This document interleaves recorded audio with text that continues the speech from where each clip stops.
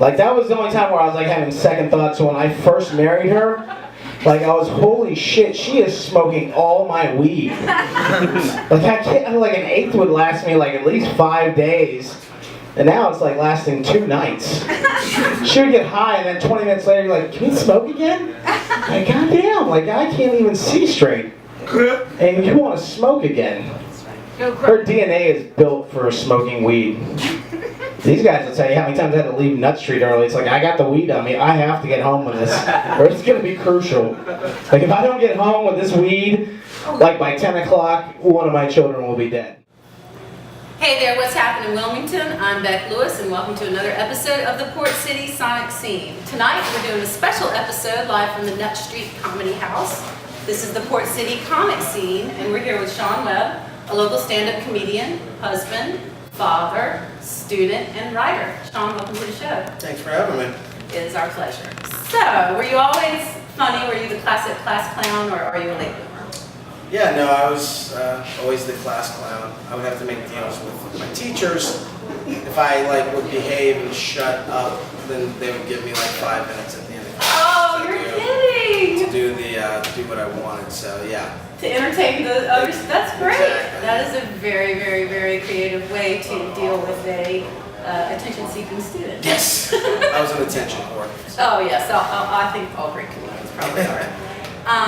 I noticed tonight that your material skews very clean, and it has a few winks at provocative or blue material, but like you were telling me, like you could almost perform it at a church if you took the profanity out. Is that a conscious decision on your part? And if so, why? Or is that just the way your comedy comes out? Yeah, it's the way it comes out. I don't look at a topic and say, I want to write a joke about this topic. It just happens, going through life, it'll just hit me, and then I will just take that topic and then, okay, how can I expand on that and make it into 2 jokes and do another punchline. So it's not something that I consciously, decide I'm going to be clean or dirty. I just like using the F word because I like using it on stage. Just do it. Yes, it's not clean when you use the F word. No. But if you took the F word out, it would be completely Exactly. Well, that's appropriate for nuns and school children everywhere. That's the one thing with my jokes is that you can't, if you just remove the cuss words, the joke still stands by itself. The punchlines, they all stand by themselves without the cuss words. Absolutely. It's very good material. Thank you. You're welcome. Now, this is sort of continuing along these lines. Do you feel like comedy comes from a dark place? A lot of people say the tears of a clown when there's no one around, like the Smokey Robinson song. Do you feel that good comedy comes from pain and anger, or do you just feel like it can come, once again, come from anywhere? Oh no, definitely there's a lot of pain and sadness that comes with comedy. The worse my life gets outside of these walls, the better it gets on stage. It's one of those weird immutable truths in the universe that yes, pain does produce just great comedy. Like with poetry and songwriting. Absolutely. Oh, see? Agony and despair are good for creativity. Yep. Remember that, depressed people. It's fuel. Turn it into fuel.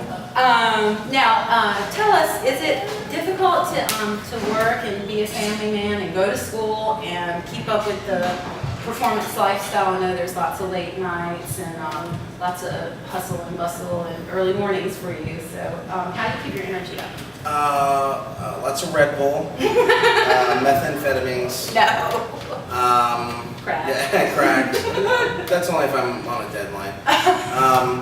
Yeah, no, it's one of those things. I have a really, really supportive wife. Oh. She really supports me in this, and so she helps me out a lot. And then we basically just divvy up the responsibilities, and she leans on me sometimes, and I lean on her, and it's kind of a yin and yang that just keeps working. So.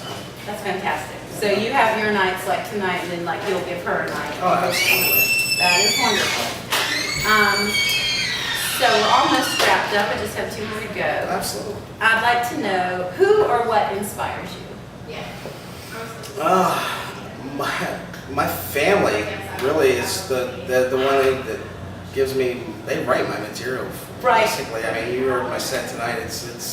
It's very family centered. That's Definitely. because that's my whole world is those guys. So that's what I'm around, and they make me laugh. Do they? My kids, yes, especially my oldest son.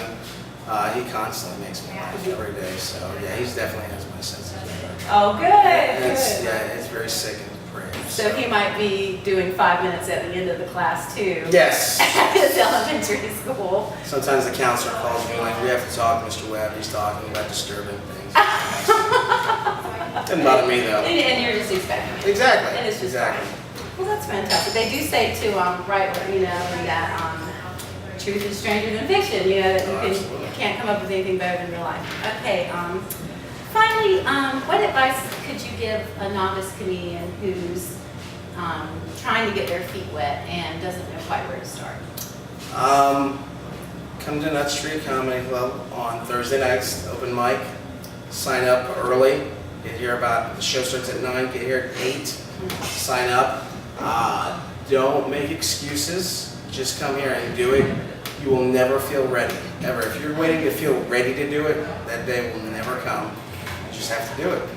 Wow, wow, you hear that? You'll never feel ready, so don't wait until you feel ready. Go ahead and make yourself do it. All right, Sean. Sean Webb, ladies and gentlemen, thank you so much for being No with us problem. tonight. Thank you for having me. It was our pleasure.